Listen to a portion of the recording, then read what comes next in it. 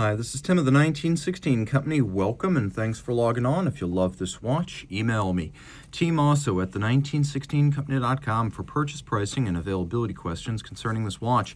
And this watch is the latest version of the Omega Speedmaster Moonwatch Gray Side of the Moon.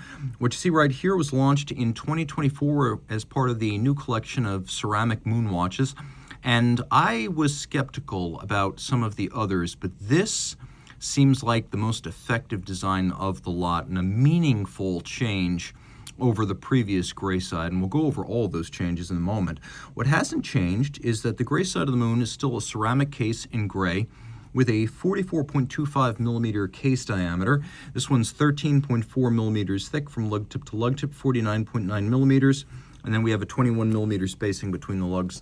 There are a couple of different strap and clasp options here, but this one, as you can see, is on a combination of textile and underneath rubber. And it's got a clasp that's a combination of titanium, and then you can see externally multiple finishes. Twin trigger release with a minder system that hides all excess length underneath the clasp body, so there's no need for strap minders. And a gusset's been sewn in to prevent gouging of the perforations. So it's a very clean look, and you have to press both triggers to open it up. And you can see a combination of polish and satin. On my wrist of 16 centimeters circumference, it is like many ceramic watches, feeling light for its size, and it's definitely that. So while it's large, it doesn't feel cumbersome.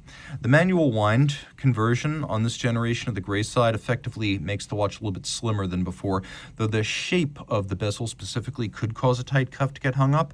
You can see it wears well on my wrist of 16 centimeters circumference, and I would say 16 centimeters circumference is probably the smallest wrist that could wear this well, but I'll zoom out a little bit so you have some more scale. It does look good on my wrist. It doesn't seem borderline, so if your wrist is my size or larger, game on. Taking a look at the case, you can see that, as with the first generation gray side, Omega has done a great job of finishing it as though it were metal with a combination of polish and satin. We have the lyre style lugs with the satin brushed inner bevels and the polished outer bevels. Rolling around, you can see the underside of the bezel is polished, the top side is satin brushed. We have the Omega logo on the crown, and as with the previous generation gray side, we have quite a bit of luminescence from the crown insert to the tachometric scale bezel and the hour and minute hand plus the chronograph seconds hand.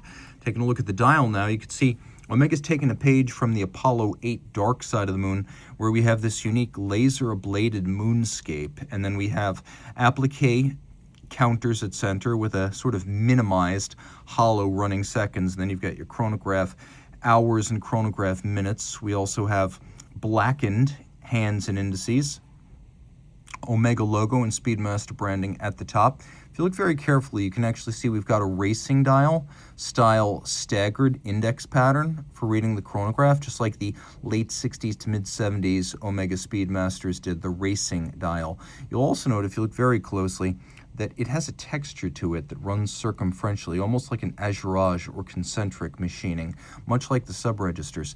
Turning it all over now, you can see it's no longer a 9300. It's now a version of the current Moonwatch caliber. So this is the 3869. It features the laser ablation to create that lunar landscape.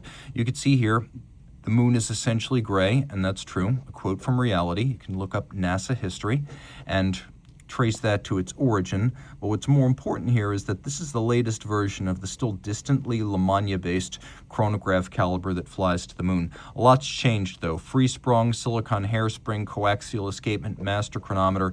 It is an all-new movement, albeit still distantly Lamagna 1873-based. Now, the first thing you'll note here is that previous generations, pre-2019 Moonwatch calibers did not hack. This one does.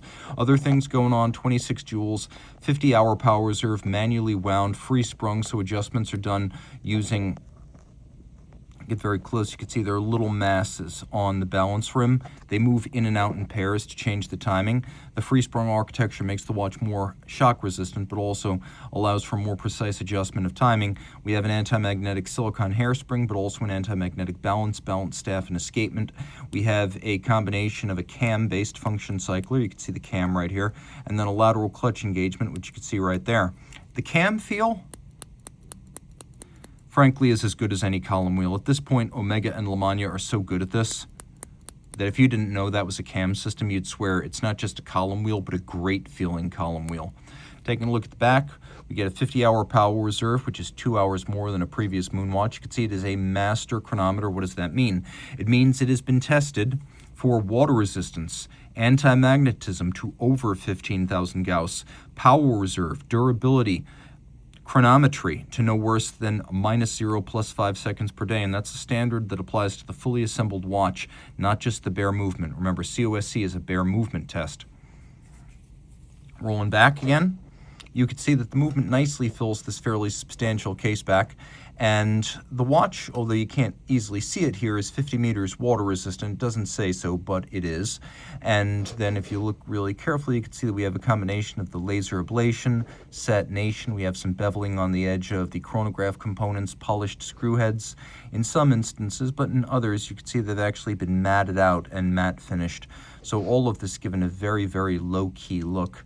And it's a beautiful, albeit machine-finished execution that matches the aesthetic of the dial.